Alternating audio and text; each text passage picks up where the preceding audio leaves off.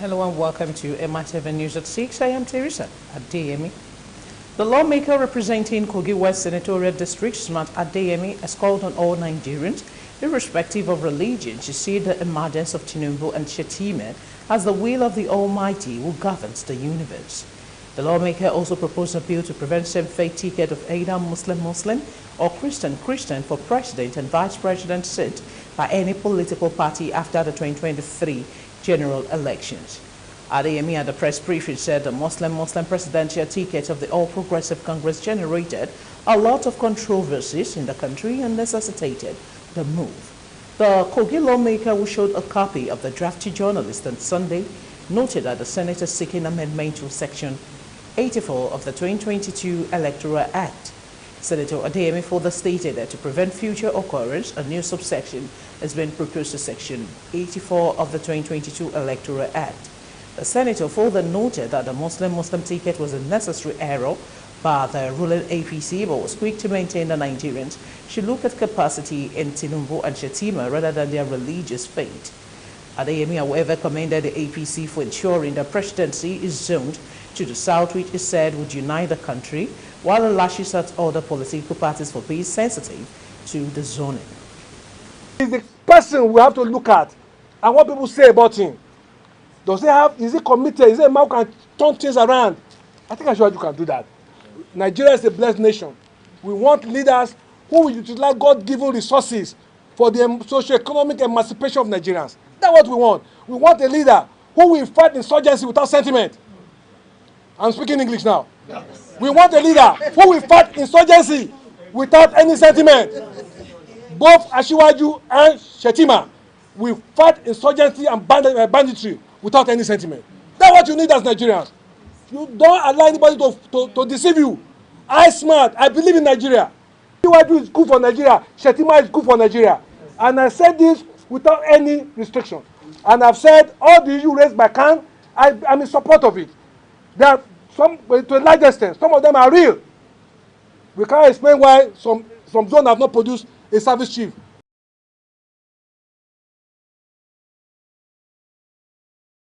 The Nigerian Minister of Defense, Major General Bashaima Gashi, has said the worst turn of insecurity in Nigeria is now over. The minister, who assured that terrorists will never hold sway in the country again, said bandits and their company cannot find a place to hide within the country again. He, however, stated that the nation may still witness isolated cases of security challenges, but not on the high scale of the past. He ruled out cessation of hostilities against the dreaded Boko Haram bandit kidnappers and oil theft syndicate. Magashi made this assertion at a joint briefing by four ministers. The minister said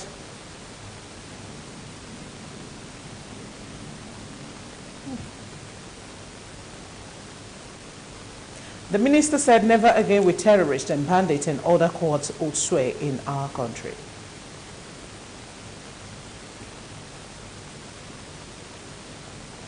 The federal government has suspended the proposed excise duty on telecommunications services.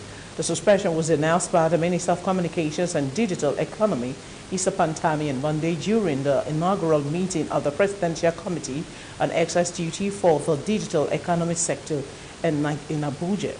According to the minister, the telecommunications sector is already overburdened by excessive and multiple taxation. The federal government, through the Budget Office of the Federation, had earlier revealed that it would begin the implementation of its proposed excise duties on telecommunications services and beverages in 2023. However, Pantami has maintained that he is against the implementation of this tax, which would increase the cost of telecommunications services for Nigerians.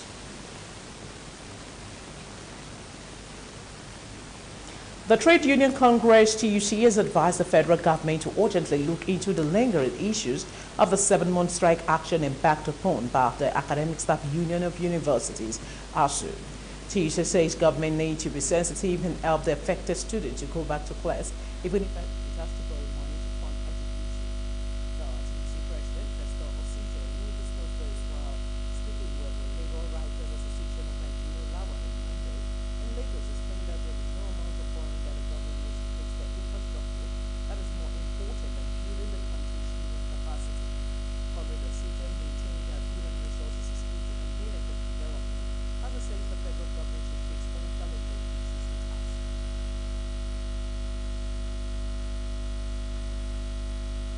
easiest way for Nigeria to even go out of its economic predicament, the easiest way with which we can escape from this current economic hardship and lockdown is for the government to fund our education. Education funding is key. Education funding is necessary because it has the key to all other sectors. If we don't fund our education, comrades, we are of the opinion that we are just joking as a country.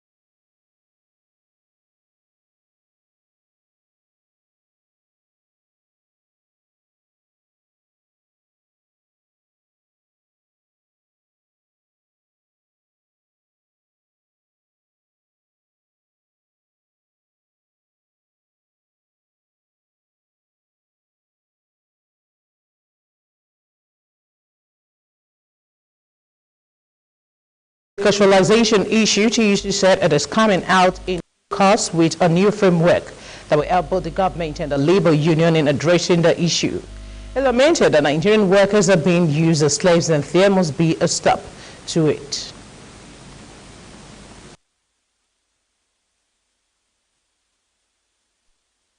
You cannot completely eradicate the issue of casualization 100%, but you can put things together to reduce it to the barest minimum.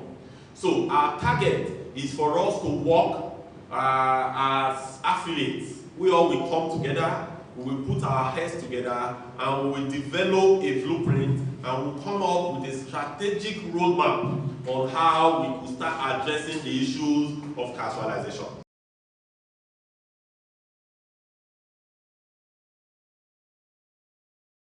Depositors of 20 failed banks have been given notification in writing by the Nigerian Deposit Insurance Corporation, NDIC. In addition, the NDIC sent a notification to creditors of 5 banks that were in liquidation announcing a final dividend declaration.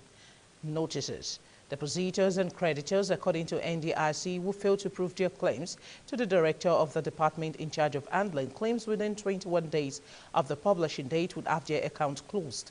The official liquidator of the underlisted defunct banks in liquidation, NDIC hereby notifies the general public of the final call for dividend declaration to depositors, creditors of this bank. The corporation stated that the director would proceed to make a final dividend payment without regard to such claims after the expiration of the date. And quote, therefore, we urge all eligible depositors and creditors of these institutions to either meet NDIC representative in any of the NDIC offices. In order to verify their claims, they can also go to the NDIC website at www.ndic.gov.ng and check the claims page. Additionally, the corporation stated that it was paying insured and uninsured deposit to depositors of Eurobank Savings and Loans, Gracefield Microfinance Bank, and Okoro Microfinance Bank MFB, a liquidation dividend payment to MFB depositors, and former employees was also in the work according to the statement. The death toll from the Lagos building collapse has risen to 5 emergency, officials said on Monday. On Sunday, a 7-story building situated at Oba Idowu Oniru Street collapsed in the Victoria Island area of the state.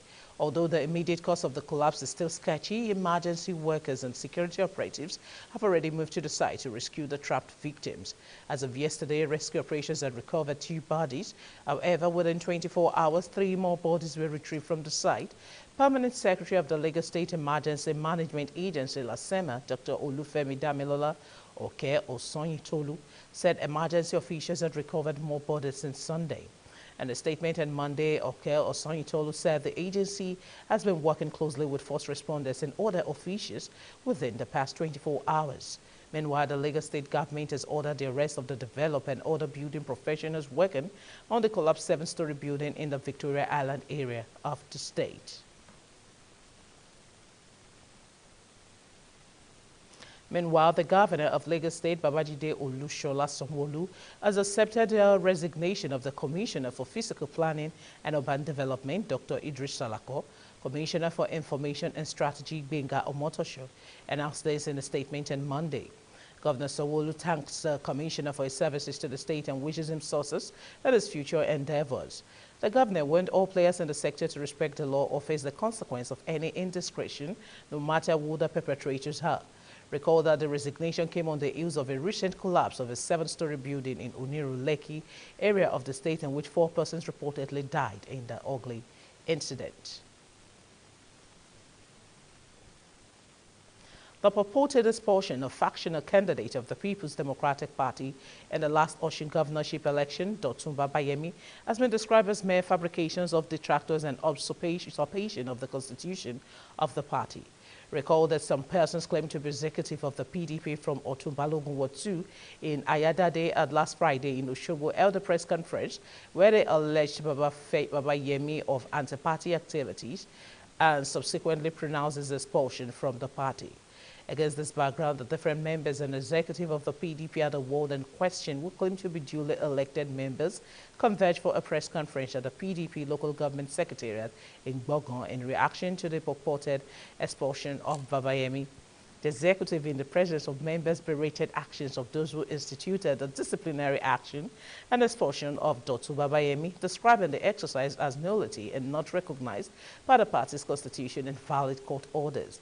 In a communique read by Secretary of the Ward 2 Executive, Adekunle Munuruddin, the group said allegations of anti-party and the expulsion leveled against Dr. Babayemi were mere fabrications and imaginations of distractors just to achieve sinister motives. They reserved that members all who partook in the legal disciplinary action are suspended, pending the constitution of a disciplinary committee to evaluate their action and take necessary steps in line with the constitution of the party.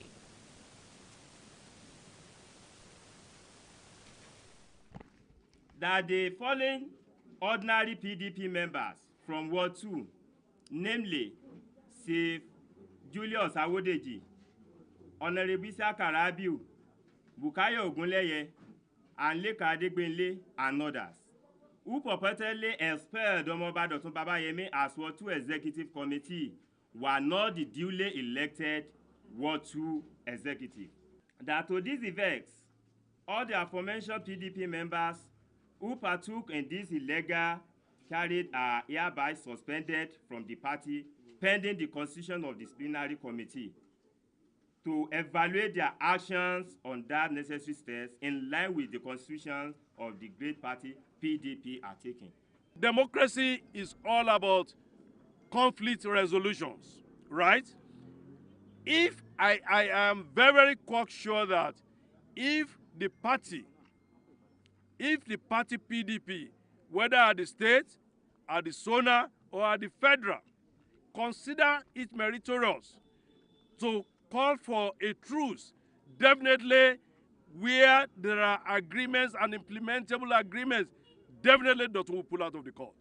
I mean, what does he want to gain? He doesn't want to. I mean, all he wants is for the good of the people of Osun State. All he wants is for his people to be taken good care of.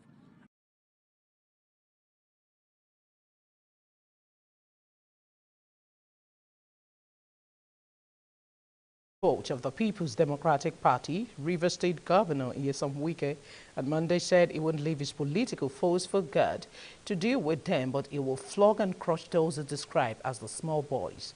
Wike, who was hosted by his Abia counterpart, Governor Okeze Ikpeazu, also said he understands relationship, adding that nobody can break his ranks with his PDP brother governors and allies.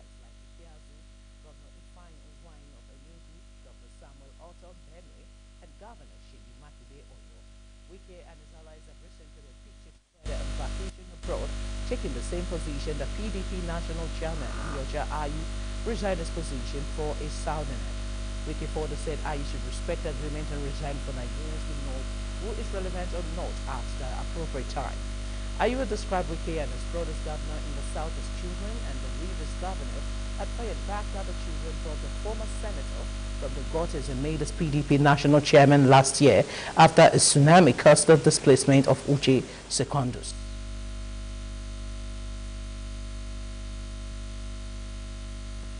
That's all we have for you now from the local scene. We go on a quick break to bring you a foreign report. Please stay with us.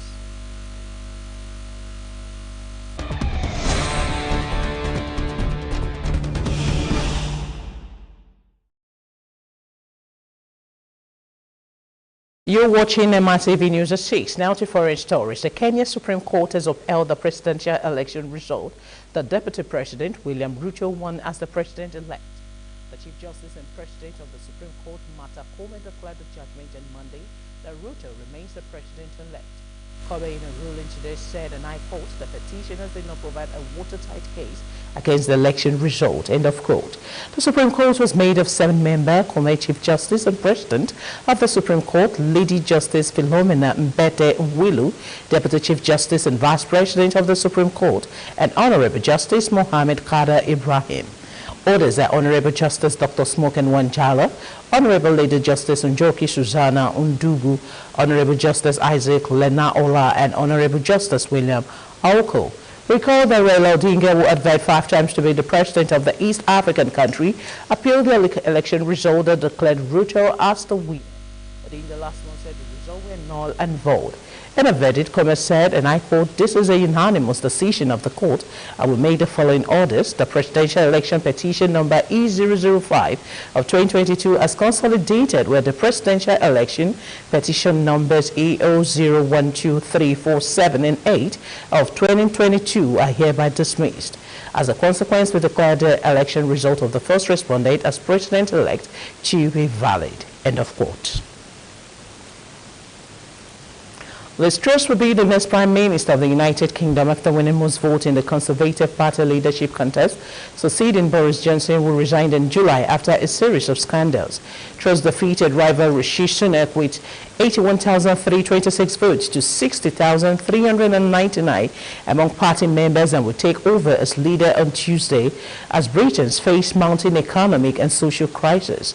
She pledged action to tackle the crisis in a short victory speech at a conference centre in London on Monday. Truss promised a bold plan to cut taxes and build economic growth and deliver on the energy crisis, dealing with people's energy bills, but also dealing with the long-term issues we have on energy supply. Monday's announcement ended weeks of bitter campaigning during which Sunak, the former Chancellor of the Exchequer, that's Finance Minister, accused the Foreign Secretary of risking a prolonged recession if she goes ahead with the promised tax cut.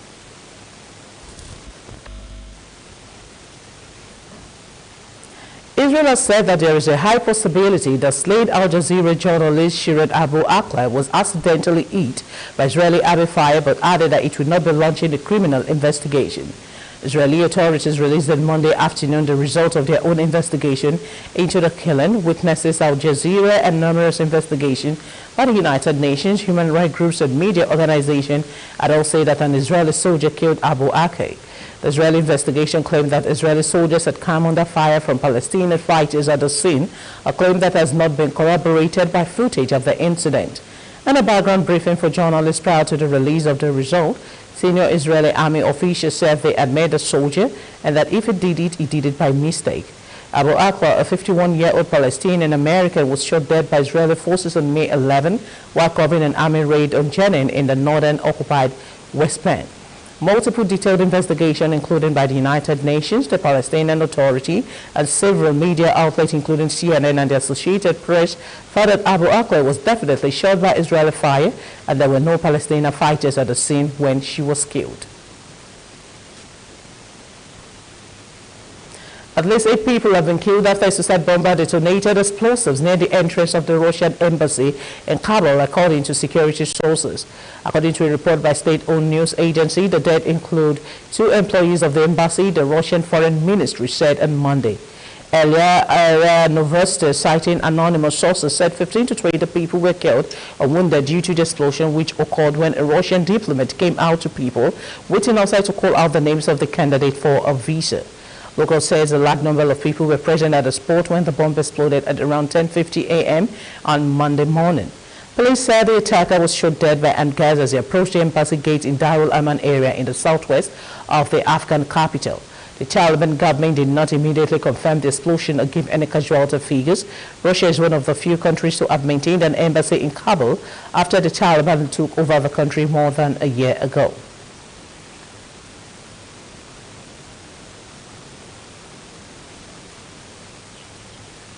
And up next, a sports update. Please stay with us.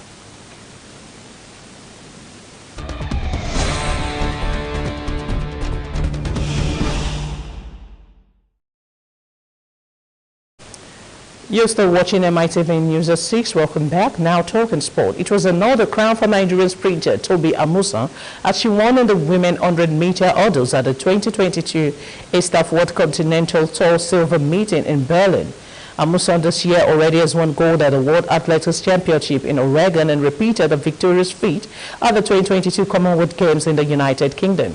She won in a time of 12.45 seconds, outpacing American two-time world junior champion Tia James, who came in second with a time of 12.58, while Megan Tapper won bronze with a time of 12.66 seconds.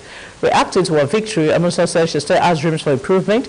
Meanwhile, long jumper Issa Broom, who got her first win at the Diamond League meet in Brussels, Belgium, came in second in the women's long jump event in Berlin.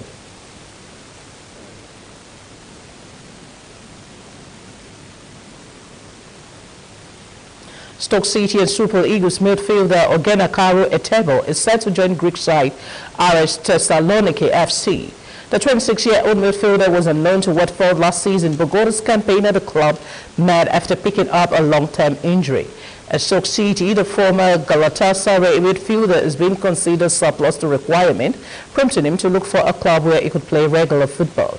Irish and Stoke City are reported to have reached an agreement to sign the midfielder, but the only thing left to agree on being personal terms and other important details.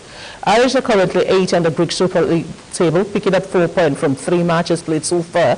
The club finished 3rd in the league last season.